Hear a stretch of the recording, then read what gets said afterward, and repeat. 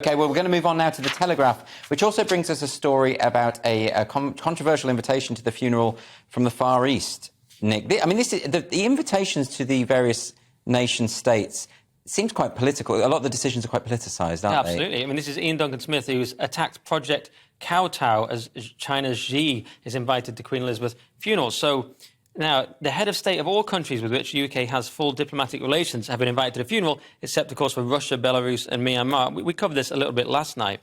And it is a complicated one because China, in general, it highlights the complicated position with China, which is that you have to trade with them, yes. But their human rights record and so on is appalling, the way they treat their citizens. So we're constantly dealing with this. Well, this is nothing new. I mean, we've invited the Crown Prince of Saudi Arabia over here and welcomed him, and obviously his human rights abuses are not particularly good. Last night we were talking about the, obviously, Russia, Myanmar, Iran, I believe, are not... Well, there's different levels, isn't there? We were talking about Venezuela and Afghanistan were banned, and then North Korea are slightly less banned. I think Iran has an ambassadorial presence or something like that. Which is strange. And so it's how do you decide? I mean, in general, what is your attitude towards China? Sunak was softer on China. Truss was a bit tougher.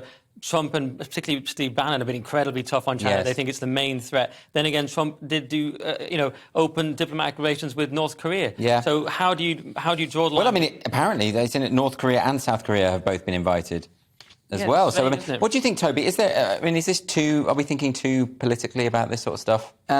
Well, I can see it might get a bit tricky if you've got to accommodate the North Korean ambassador and the president of South Korea, in the same room. Yes. Who are you going to put between them? I thought maybe Jimmy Carter. He did, after all, negotiate the Camp David agreement. He is 97. I mean, he is a former president of the US. I don't know whether he's coming or not. But you should do the seating plan, Toby. It's going to be... apparently, they only have 72 hours to do the